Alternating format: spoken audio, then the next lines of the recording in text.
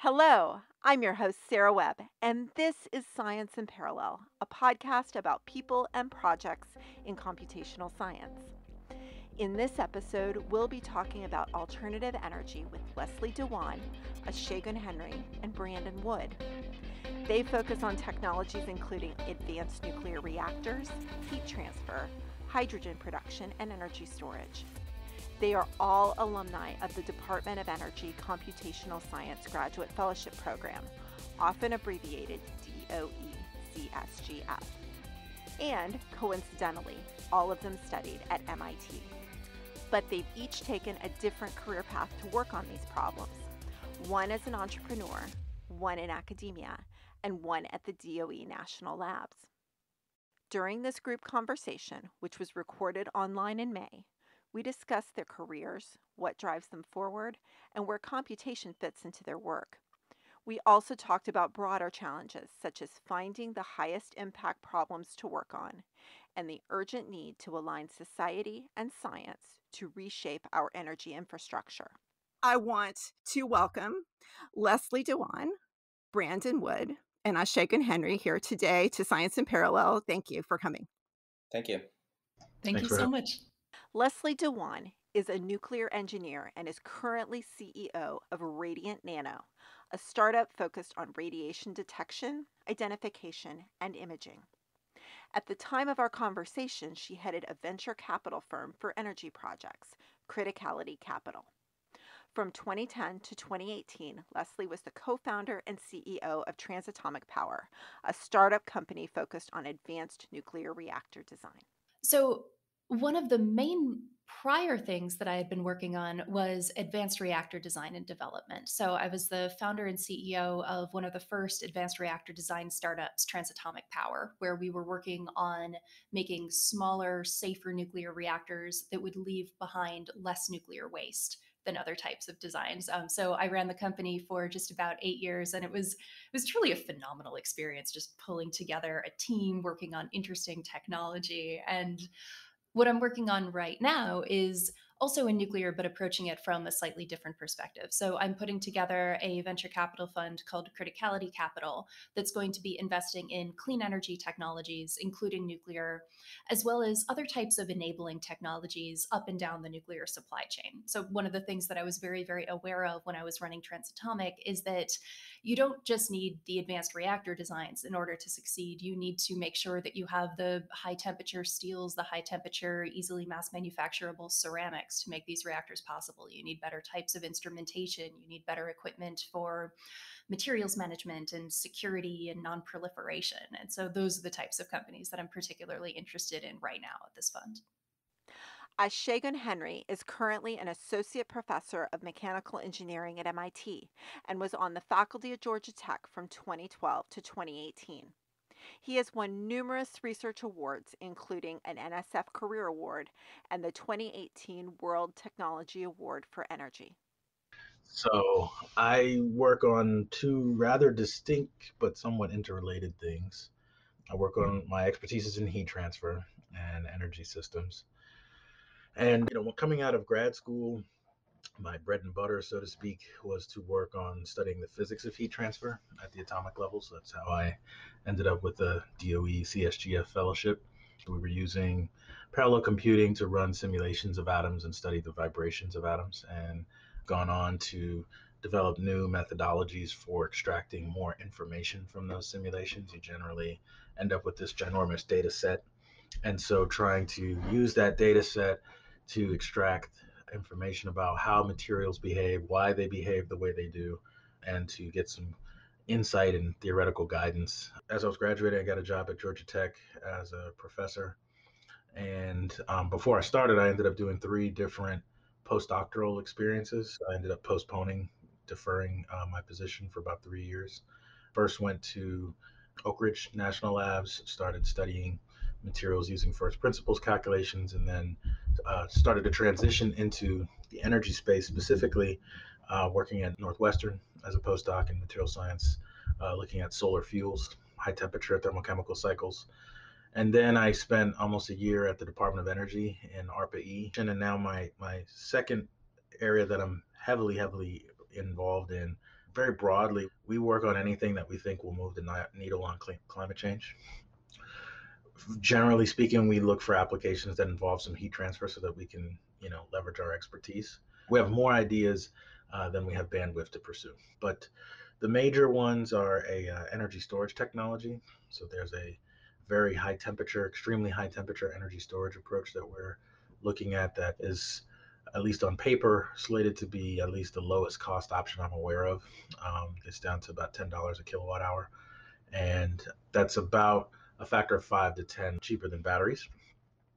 And then there's a methane pyrolysis technology that we've started working on. So making hydrogen, not necessarily just for the hydrogen economy, but just for food. Like we rely on hydrogen to make ammonia. You need ammonia to make fertilizer, so you can feed 7.5 billion people.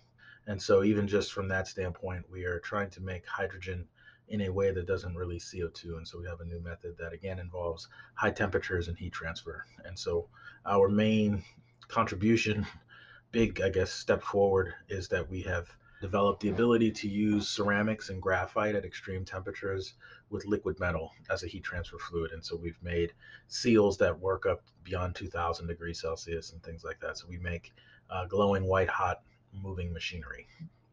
Brandon Wood works at Lawrence Livermore National Laboratory, where he is Deputy Director for the Laboratory for Energy Applications for the Future, known as LEAF.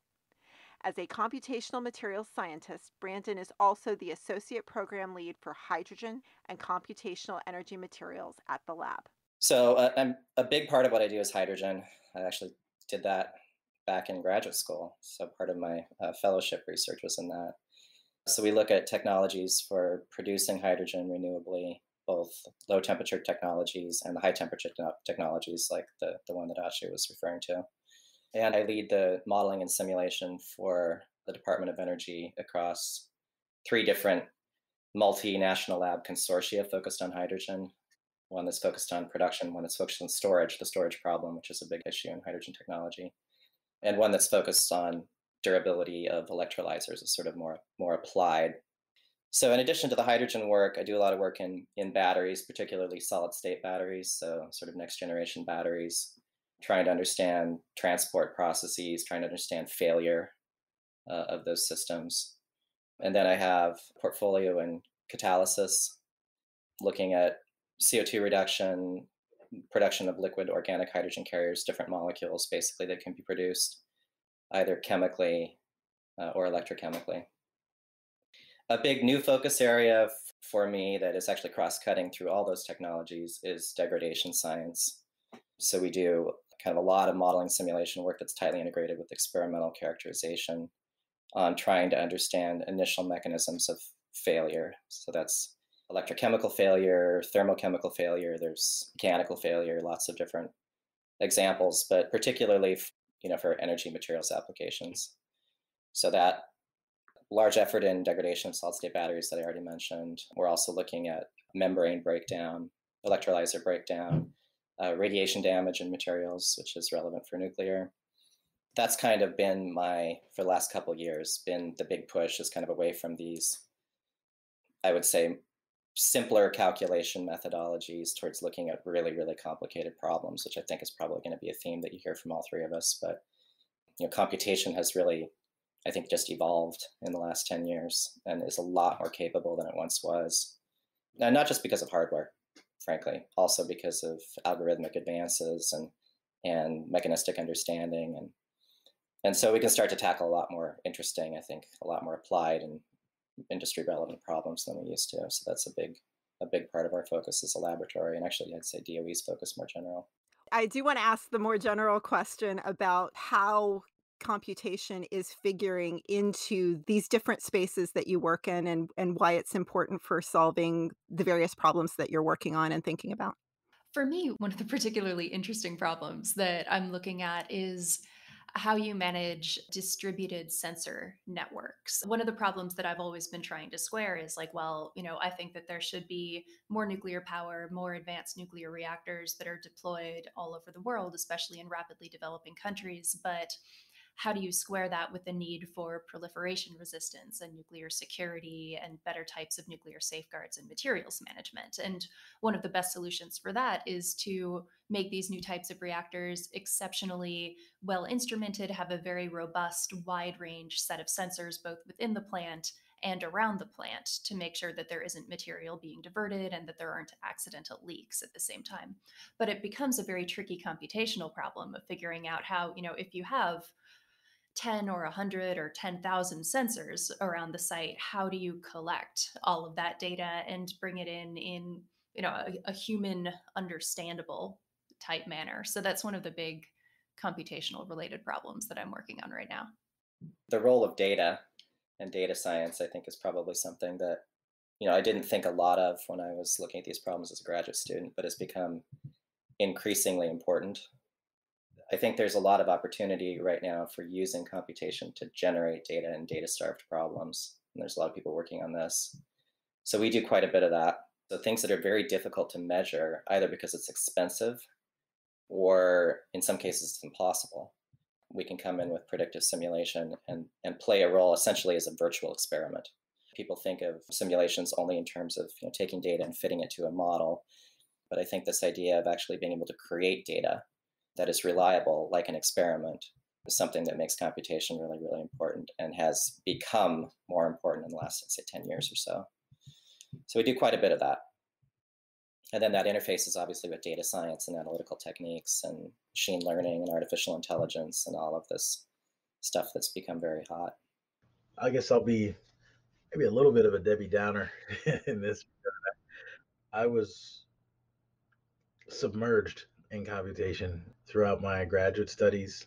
I love it. It's always been in my heart. And then when I spent some time with the Department of Energy, I just very quickly came to realize like most of the problems I was most interested in, you couldn't approach computationally. Now, as I've gone, some interesting problems have emerged. To me, the most interesting and important computational problems are exactly what Brandon was pointing out, is where you can do predictive modeling. Case in point, for the energy storage technology we're developing, like we don't need any help simulating the system or any of that. Like we can do most of that. But like, for example, we want to make, for lack of a better term, solar cells or photovoltaic cells that facilitate the conversion of heat back to electricity. And one of the most important parameters in the design of those cells is their effective reflectivity. So you have like a certain portion of the light that's going to get converted that's above the band gap of the lowest band gap material in the stack of materials that make up maybe a multi-junction PV cell. But then all the longer wavelength, lower frequency light, you do not want to absorb any of it because then it becomes parasitic absorption. So you want to reflect it. But then if you try to optimize the structure, what you find is that we don't really actually know the properties of all these alloys that are in the stack. We don't have the data. And no one can really do very good predictive modeling. At the same time, the performance of the device is actually very sensitive to like the thicknesses, the doping, a variety of things in those structures. And so it's an area where, to me, where computation has its greatest role to play is where there are instances where doing the experiments is more expensive money wise and time wise than actually doing a bunch of modeling. And I found that those instances are more rare than I thought they were when I was in grad school, but they do exist. I'm very big as an advocate that to try and get people who do work intensely on computation to really try to find the problems that are actually in the end going to make a difference in the way things are done in reality. Sometimes finding the problems is equally, if not harder, than doing the problem. We have to effectively overhaul an entire energy infrastructure, right? Like almost the entire thing has to be changed. And that's trillions of dollars of infrastructure. And it's going to take a lot of people thinking very creatively to come up with the best solutions as quickly as possible to get there. One particular area that I wanted to mention, and this ties into what you were saying, where you most want to run computational experiments in areas where running a physical experiment would be prohibitively expensive or time consuming. That is directly applicable to a lot of the nuclear experiments. And I think a lot of what kicked off the new renaissance, let's say, in advanced nuclear reactor design over the past 5, 6 years was the ability and the availability of better types of computational tools to run these simulations that were far, far better than what we had before. And bringing it back to DOE and ARPA-E specifically, there was a great ARPA-E program that's still ongoing that's for the development of digital twins for advanced reactors. And it's sort of showing a really interesting shift in focus from how do we get the first of a kind plant built and designed and operational. And now with the digital twin program, there's a focus on how you make the ongoing operation of the plant be as efficient as possible with the development of these twins. Something that Asha mentioned triggered something in my head about this fundamental versus applied and the evolution, I think, of computation, at least in atomistic simulation, that I think has been really interesting. To be honest, it was oversold. I completely agree with that. And I think it also wasn't always focused on the relevant problems. With all due respect to people who do materials discovery computationally, it's of limited utility. We're a very applied laboratory. When we started actually interfacing with industry, the comment was, well, it's great that you have a material that on paper looks phenomenal, but we can't integrate that into our existing infrastructure, right? We have all of these balance of plant components that have to be considered. What about the compatibility factor? Part of the reason why I got interested in this degradation science problem is because compatibility factor is so important. And suddenly that industry representatives would perk up and say, okay, yeah, there's something I actually care about. Sometimes it's not about the next great material. Sometimes it's about tweaks, like how do we process our material in a different way? How do we implement coatings or basically engineering hacks, but do it rationally? And therefore you make your entire system more efficient. And 1%, 2% efficiency gains in some of these industrial processes translates to huge cost and energy efficiency savings, right? And so that is, in my opinion, kind of the new frontier, is maybe moving away from discovery more towards deployment, optimization, compatibility, more difficult, frankly, problems, but more relevant problems. Part of the reason I went the direction I did, I realized this isn't really going to get us where we need to get to. So our approach to corrosion, for example, was the typical way it's done, right? Is mechanical engineers comes up with this whole system and say, okay, I need a material that does X. And you go to a material scientist and they look at the periodic table and they think about the classes of materials and try to find you something that can do what you need as best they can. I looked at the problem and I was like, there's no solution to this problem. there is no material that does this. So what we decided to do was instead flip it. And instead we find materials that would work. And then we go figure out how to make a system out of those materials. That approach has been, I think, hopefully eye-opening to really think about using materials differently. Rather than treating the selection of materials as a second step, make it the first step. In our case, we talk about corrosion, right? Our approach was we go to high temperature, corrosion is going to be the issue.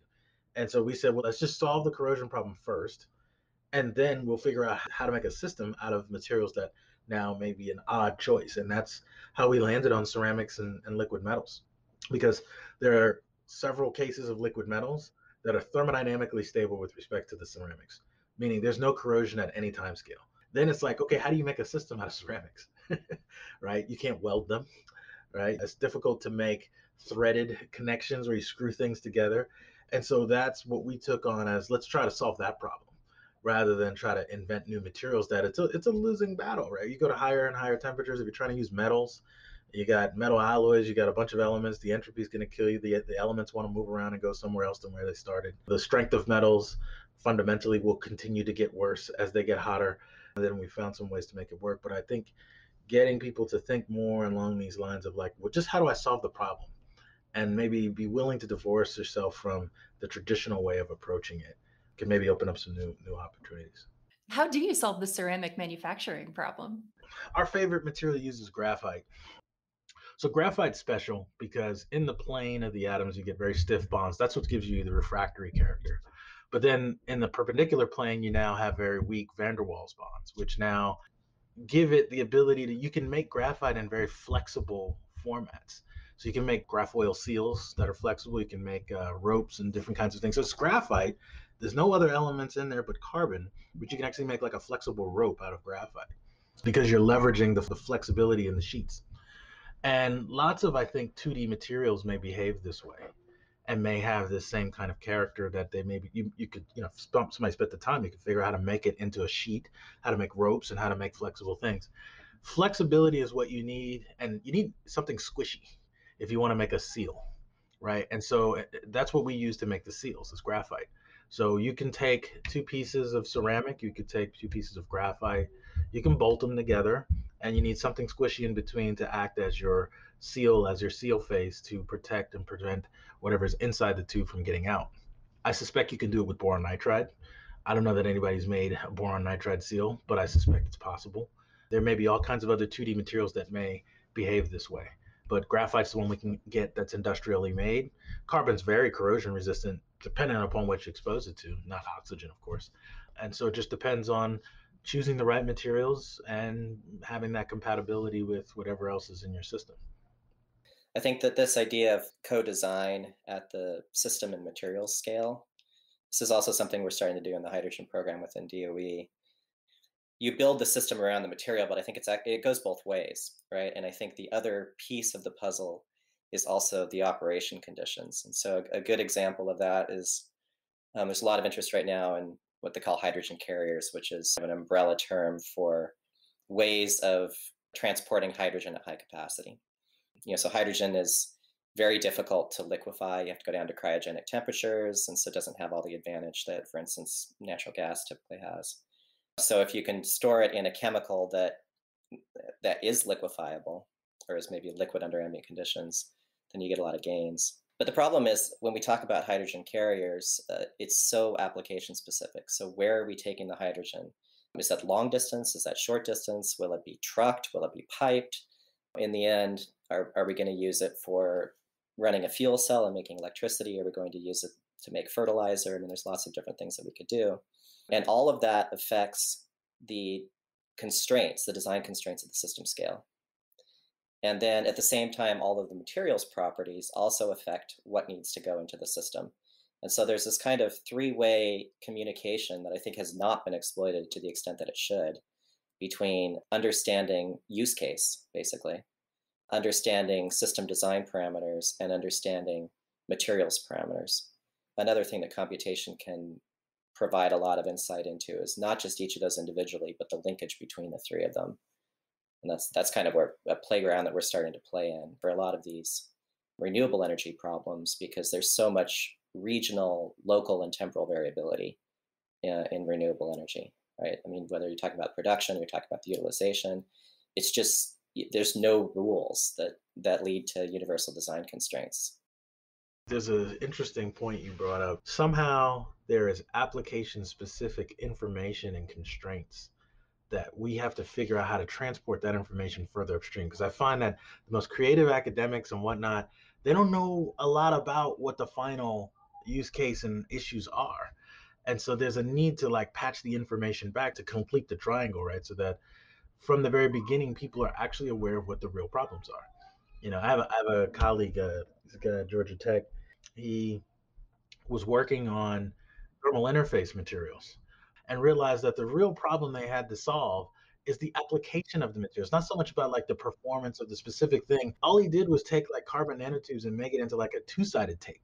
And by doing that, now everybody wants to use it, right? It's because it's like just that simple thing of the way it's applied ended up becoming his main selling point. And instead of being an academic really driven just to like, oh, I want to get higher and higher performance, it's like they just want to be able to use it easily and reliably, because the real problem they have is that it's too expensive to have to take the whole thing apart. So I'm curious if you all have any thoughts on, is there any maybe more systematic, more broad way in general for a variety of applications to bring more of that application specific data upstream, to where ideas and creative things are being conceived? I think it's a great question. It's something that a lot of fields struggle with. I don't know if there's really an easy answer to that. I think data availability and curation is starting to get some attention. And so I am encouraged by some of these repositories that have been started. I mean, even journals are kind of migrating towards this, right? Scraping for data in the literature, getting industrial databases, getting them to release the data basically for public use. Baby steps are being taken in that direction, but I haven't seen it to the extent that I think it needs to happen. Yeah, I agree that the wider availability of more open source data sets, even more open source journal access to distribute that information better among the different groups who otherwise would be very siloed off from one another. That's crucial. To some degree, also, I think that just having more industry partnerships with academia can be exceptionally valuable in just driving things towards a use case. Because then you're thinking about basically the whole product life cycle, and having an industry partner means that you're focused on the actual use cases. Yeah, I agree with that too. But those are all very, very ad hoc. So I'm not sure how to, I mean, systematize that I really. wonder if it makes sense. I don't know how this is in your respective fields, but I can speak for my own fields of study. One thing that's I think is on the decline is the attendance and the viability of conferences. And so I'm wondering if maybe this is maybe an appropriate shift in focus for meetings, where conferences maybe not the entire conference, but maybe some major portion of it is devoted to facilitating this dialogue. It'd be really cool. I know I would be excited to go to a session on, a variety of different energy categories or sectors where if you could just have companies willing to divulge, like, here's the problems we need your help solving. Like, here's the real issue we have. Yeah, I really like that. Like a very informal way of requesting solutions to these problems. Because, like, I talk to so many nascent deep tech startups where they're 2 or 3 PhDs, completely brilliant, whether they're nuclear engineers or mechanical engineers or material scientists or chemical engineers. And they're like, we have this great technology. We have this new type of material. We think it'll be really useful. We have no idea who wants it. And bridging that gap between tech and possible customers, one of the main things that I've been working on. And this is something Department of Energy is deeply concerned about in general too, right? Is trying to facilitate those connections. A lot of workshops and such that are oriented towards that, but it's an ongoing problem. Well, as the communication person on this call, I mean, it sounds like it's a fundamental communication thing that we're talking about here, right? At some level, having the right people asking the other right people the right questions. Exactly. And it ties into the fact that there isn't very much communication among different fields. There are probably dozens of people who are working in the oil and gas sector who would have information that would be very relevant to advanced reactor designs, like high temperature materials under broadly punishing conditions. And there's just no cross pollination between the two sectors. Similarly, with aerospace and automotive design, and I'm sure many, many other areas as well. I mean, another divide that kind of mirrors that is this, going back to computation and fundamentals, is this experiment theory divide. I think a lot of people who are trained in one or the other are sort of scared of the other camp. And it goes both ways. A lot of what I've tried to facilitate in my role at the lab is we have to find a common language. And sometimes it's just terminology, but also it's different ways of viewing the problem and having respect for the fact that each of those viewpoints brings something different to the table. And in the end, it's not about what is better than the other. It's about pieces of a puzzle that then you put together and try to solve. And so, if I had one piece of advice for the younger people, incoming fellows, do not be afraid of stuff you don't understand and be willing to talk to people, because you will be the stupid person in the room the first time you bring it up. But rest assured that the person on the other side of the table is also the stupid person in the room when it comes to the stuff that you know well. And if you can find that common ground and make it work, I mean, that's where the best science is really done. I'd love to hear what other advice that you have for early career folks who are either interested in this space or computational science in general. Find ways to be as multidisciplinary as possible. Take classes, electives in other departments if you can. I got my PhD in the nuclear engineering department, but also because of the fellowship, I was taking a lot of different algorithms classes within the computer science department. I took a lot of material science classes, mechanical engineering classes. I even took a lot of archaeology classes when I was at MIT. Archaeology at MIT lives within the material science department. And that it's just very, very helpful to be able to think about problems from so many different angles. And to get back to Brandon's point, like to have different vocabularies for thinking about the same type of problem helps you be more broad in your thinking. From the academic side, I would say I think we have to evolve the academy itself. We have created a system there's like two different kinds of impact. There's like real world impact and then there's academic impact. And we've created a system that biases towards the reward of academic impact, which may have no real world impact. We can choose to change it if we want. And I think that that's a big shift that we should pursue. And for young career scientists and engineers, I would say one of the biggest things is try to find impactful problems to work on. Instead of being so intensely focused on trying to solve the hard problem, sometimes the problem doesn't have to be hard. There's like just some good problems where like a little bit of effort does a tremendous amount. And so I think putting a good amount of effort into like trying to really carefully figure out like what problem are you going to solve, and not just inheriting the legacy of what problems maybe your advisor or the people that you've worked with have solved. If we can get a new generation of scientists and engineers who are willing to question that, the inheritance of all these applications that, yeah, they got talked about before, but maybe you can just do something different. I think that would be really, really powerful, and that would help young career engineers and scientists to distinguish themselves from the pack. Just go solve a different problem, one that actually matters. One of the great thing about computation is the flexibility, right? Yeah, and the other thing I think that goes along with it is the fearlessness. Be fearless, because so this is the if you're young, the advantage you have is the nimbleness. You can switch and do something different. I want to take this back to this general topic of alternative energy. And Leslie, I actually want to go back to something that we were talking about, I think, even before I turned on the recorder. I mean, you were talking about how exciting it is to be in this area. I want to get a sense of, maybe you can each briefly tell me the things that you're most excited by, the things that you're most challenged by right now.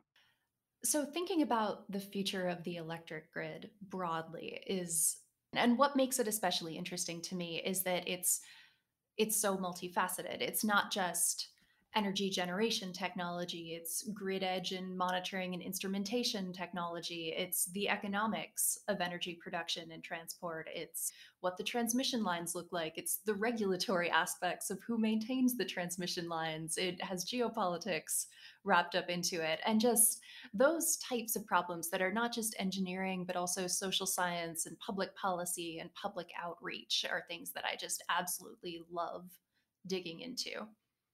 And for the aspects that I'm most excited about, I think, more broadly integrating better types of telemetry in terms of, not just how we monitor nuclear power plants, but how we monitor different types of energy generation facilities, how we monitor the high voltage transmission lines and make sure those are both in a good state of repair and are acting as efficiently as they possibly can. Looking into those broader networks are the pieces that I'm most interested in. I agree a lot with what Leslie said. So I think we're at this point in history where the way we produce and store electricity, and not just for the grid, I would say also transportation fits in this category. It's a sea change that's coming, and it has to come, frankly, right? Because we're going to be in trouble as a planet if it doesn't. But the technologies are beginning to emerge. We have a large penetration of renewables on the grid now. Sustainable transportation, electric vehicles are a reality and are going to continue to grow. And so I'm really excited by what that means for fundamental problems, right? So intermittency is a big deal. So storage also becomes very important. I alluded earlier to this idea of kind of regional and local needs, both spatially and temporally. Long duration storage, the ability to have localized microgrid type technologies. These are ideas that have been tossed around for a long time, but we're at a point now where we're really starting to think about how to do it and how to do it practically.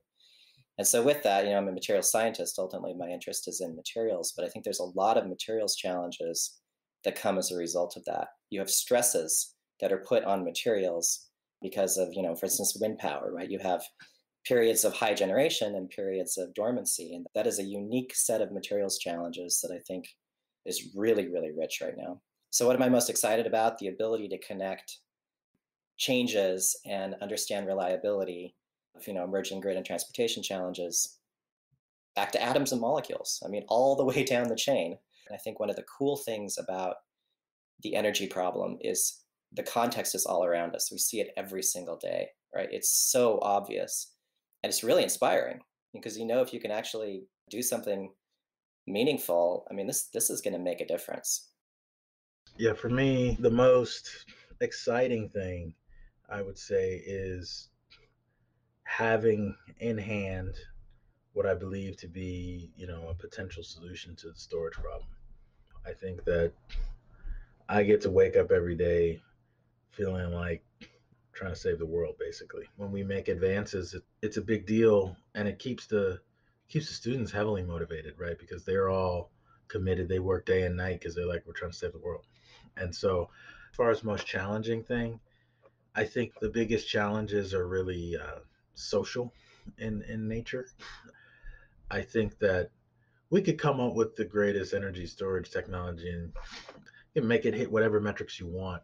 But if we don't change the rules, nothing is really going to go very far. I mean, at the end of the day, I think what is going to be necessary for us to change our infrastructure and change our way of life, so to speak, is we have to build a social movement.